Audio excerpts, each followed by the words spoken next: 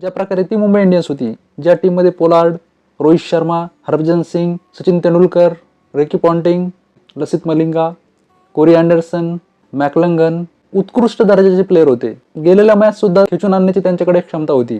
परंतु आजची जर स्क्वॉड बघितला मुंबई इंडियन्सचा, खूप शंका वाटते याच्यामध्ये. ही तीच मुंबई इंडियन्सची लेगेसी कॅरी फॉरवर्ड करणारी हीच ती टीम आहे का? यांच्यामध्ये थोडी पण ती स्ट्रेंथ दिसत नाही, ज्या प्रकारे 2013, 14, 15ची जी टीम होती त्या टीमसारखी. असंच जर खेळत राहिले तर मला नाही वाटत आता येणाऱ्या 7 मॅचेस यांच्यासाठी इतक्या स्पेशल राहणार आहेत. तर ह्या 7 मॅचेस ज्या प्रकारे खेळलेत तशाच ह्या येणाऱ्या 7 मॅचेस सुद्धा ते असेच गमावणार आहेत. असं एक वेळेस घडलं होतं जेव्हा मुंबई इंडियन्सने समोरच्या 7 मॅचेस हरून सुद्धा नंतरच्या 7 मॅचेसमध्ये चांगलं प्रदर्शन करून सेमीफायनल किंवा फायनलमध्ये त्यांनी मजल मारली होती. परंतु असं नेहमीच होईल असं काही सांगता येत नाही. क्रिकेट आहे, अनप्रिडिक्टेबल गेम आहे, सांगू शकत नाही नेक्स्ट मॅचमध्ये काय होईल. तर मला नाही वाटत मुंबई इंडियन्ससाठी येणाऱ्या ज्या 7 मॅचेस आहेत ते इतके इझी जातील. तर कारण की येणारे जे 7 मॅचेस आहेत प्रत्येक टीमसाठी करो किंवा मरो राहणार आहेत.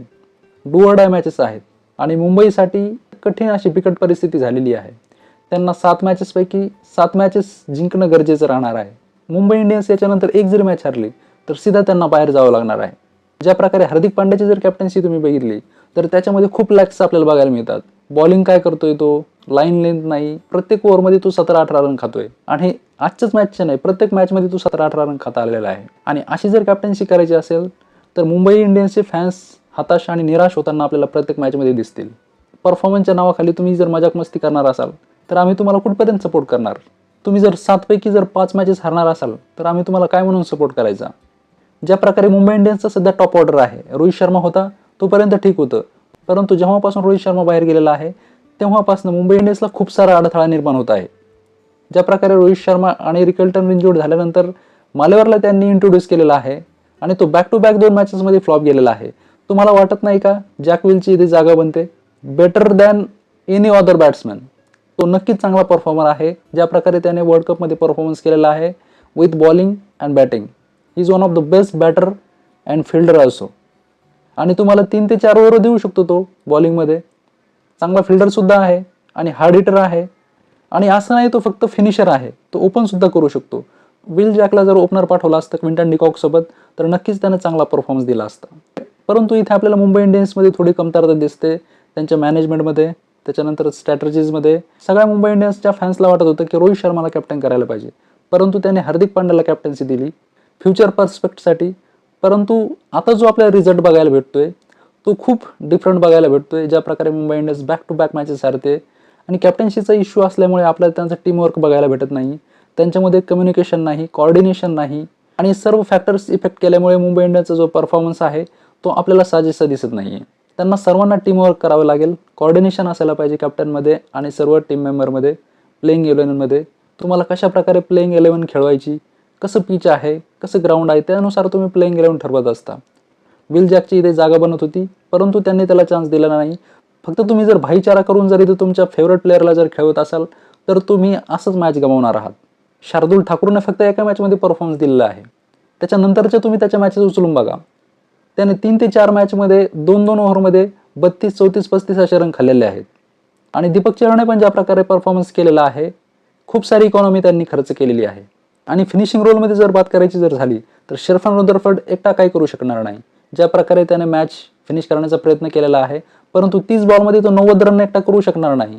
20 बॉलमध्ये 40 रन होऊ शकतात, 20 बॉलमध्ये 45 रन होऊ शकतात, परंतु 30 बॉलमध्ये 100 रन होणं शक्यच नाही. तो तरी कशी बॅटिंग करणार? परंतु ज्या प्रकारे तो बॅटिंग करतोय, फिनिश करतोय, तिथपर्यंत नेण्याचा तरी प्रयत्न करतोय तो. त्याला कोणाची ना कोणाची तरी साथ लाभणं गरजेचं आहे. फिनिशिंग रोलमध्ये मुंबई इंडियन्सला चांगला एखाद्या प्लेयर्सला इम्पॅक्ट प्लेअर म्हणून खेळावं लागेल, जेणेकरून परफॉर्मन्स चांगले निघतील. भाईचारा इथे काही कामाचा नाही. तुमचे मित्र तुम्ही बाजूला ठेवू शकता. तुम्हाला जर परफॉर्मन्स हवा असेल तर चांगल्या प्लेअरला तुम्ही टीममध्ये खेळवा. शार्दूल ठाकूरची तर जागाच बनत नव्हती आणि दीपक चहरची सुद्धा. आधीच्या मॅचमध्ये जर अश्विनी कुमारला जर घेतलं असतं तर नक्कीच त्याने 2-3 तरी मॅचेस जिंकवल्या असत्या. बॅक टू बॅक मॅचेसमध्ये त्याने चांगला परफॉर्मन्स दिलेला आहे. मागच्या मॅचमध्ये त्याने 4 विकेट घेतलेल्या आहेत आणि आज एक महत्त्वपूर्ण विकेट घेतलेला आहे. इकॉनॉमी सुद्धा कमी दिलेला आहे. म्हणजे बघू शकता तुम्ही जर अशा प्लेअरला जर डावलून तुम्ही जर नवीन तुमच्या मित्राला जर चान्स देत असाल तर मग फॅन्स म्हणून आम्ही काय करायचं? फॅन्सला फक्त रिझल्ट हवा आहे. तुम्ही कोणत्या प्लेअरला खेळवता हे महत्त्वाचं नाही. ज्याचं चांगलं रेकॉर्ड असेल, ज्याची चांगली इकॉनॉमी असेल, जो हार्ड हिटर असेल, कमी बॉलमध्ये जास्त रन करेल त्याला चान्स द्या. ज्याचं स्ट्राईक रेट उत्तम असेल त्याला खेळवा. ओपनर म्हणून विल जॅक्सला जर खेळवलं तर तुम्हाला तो चांगला परफॉर्मन्स सुद्धा देईल आणि 3 ते 4 ओव्हर तुम्हाला क्रिटिकल सिच्युएशनमध्ये काढून देऊ शकतो आणि विकेट सुद्धा पिक करू शकतो. तर त्याला नक्कीच तुम्ही चान्स दिला पाहिजे. ॲज अ कॅप्टन हार्दिक पांड्यामध्ये जो कॉन्फिडन्स पाहिजे तो कॉन्फिडन्सची आपल्याला कमतरता दिसते. ज्या प्रकारे त्यानं 2023-24 मध्ये परफॉर्मन्स केला होता त्या परफॉर्मन्सची मुंबई इंडियन्सला इथे गरज आहे. ॲज अ कॅप्टन म्हणून प्रेशर येऊ शकतं, परंतु अशा सिच्युएशनमधून मॅच काढणं गरजेचं असतं.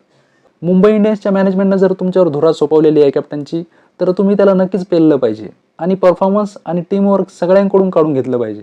जर तुम्ही कॅप्टन असाल तर तुमचा परफॉर्मन्स सगळ्यापेक्षा बेटर असला पाहिजे. तेव्हा टीममध्ये एक स्पिरिट येईल, आमचा कॅप्टन चांगला करतोय, आम्ही पण साथ दिली पाहिजे त्याला, टीमवर्क दिलं पाहिजे. त्याशिवाय मुंबई इंडियन्स ट्रॅकवर येणार नाही. आज मुंबई इंडियन्स 103 रनांनी हरलेली आहे चेन्नईकडून आणि ज्या प्रकारे संजू सॅमसनने बॅटिंग केलेली आहे, स्वबळावर त्याने चेन्नईला आज मॅच जिंकवलेला आहे आणि अकील हुसेनने सुद्धा जबरदस्त बॉलिंग केलेली आहे, 4 विकेट पिक केलेले आहेत. इथून आता चेन्नई सुपर किंग्सला एक आशा भेटलेली आहे, ते नक्कीच ट्रॅकवर येऊन येणाऱ्या मॅचेसमध्ये चांगलं प्रदर्शन करतील. ऋतुराज गायकवाडला स्टार्ट चांगला भेटला होता, संजू सॅमसनने तर सेंचुरी केलेली आहे. शिवम दुबेला स्टेपअप करावं लागेल. ज्या प्रकारे त्यांचं जे टेलेंडर आहे त्यांना पण चांगली साथ द्यावी लागेल. तर नक्कीच CSK back on the track येईल आणि येणाऱ्या मॅचेसमध्ये उत्कृष्ट असा परफॉर्मन्स करून चेन्नईला मॅच जिंकवतील आणि थाला फॉर रिझन नक्कीच येणाऱ्या मॅचमध्ये त्यांचा कमबॅक होईल MS धोनीचा. बघूयात नेक्स्ट मॅचमध्ये कोण बाजी मारेल, मुंबई जिंकेल का चेन्नई जिंकेल, येणाऱ्या मॅचमध्ये कसे परफॉर्मन्स करतील याच्यावर सगळ्यांचं लक्ष राहणार आहे.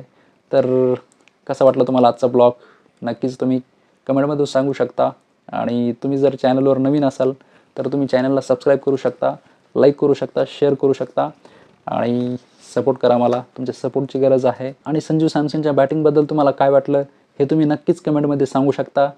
तर भेटूयात नेक्स्ट व्हिडिओमध्ये. तब तक take care. Bye bye bye, टाटा, नमस्कार.